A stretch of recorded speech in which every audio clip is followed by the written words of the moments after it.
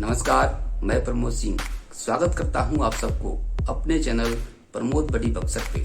दोस्तों, मैं फिर उपस्थित हूं आप लोग के बीच एक नए कविता के साथ। और आज की कविता का जो टॉपिक था वो था बेरोजगार खुद बन गई कि बना दी हल गई। इस कविता में उन युवा बेरोजगारों के दर्द को बताने का मैंने प्रयास किया है जो आज के युवा झेल रहे हैं।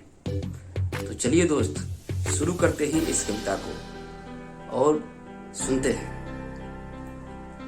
बेरोजगार खुद बन गई नी, बेरोजगार खुद बन गई नी कि बना दी हल गई। बेरोजगार खुद बन गई नी कि बना दी हल गई, लागता एगो साजिश के तहत फंसा दी हल गई। बेरोजगार खुद बन गई नी कि बना दी हल गई, लागता एगो साजिश के तहत फंसा दी हल गई। पढ़े लिखे वाला के नौकरी तो लगते रहे, पढ़े लिखे वाला के नौकरी तो लगते रहे, फिर पता ना कौन रोड़ा अटका दिहल गई, लागता एगो साजिश के तहत फंसा दिहल गई। पढ़ लिख के पकौड़ा बनावा, पढ़ लिख के पकौड़ा बनावा, बस इहे उपाय बता दिहल गई।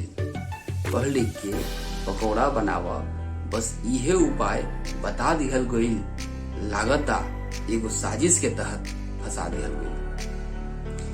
बेरोजगार जब विरोध करे, बेरोजगार जब विरोध करे तो जम के डंडा बरसा दिहल गई, लागता एगो साजिश के तहत फंसा दिहल गई। जब पढ़ लिख के पकौड़ा ही बनावे के रहे, जब पढ़ लिख के पकौड़ा ही बनावे के रहे, तो काहे ना स्कूलवे में ट्रेनिंग दिलवा दिहल गई, लागता एगो साजिश के तहत फंसा दिहल गई।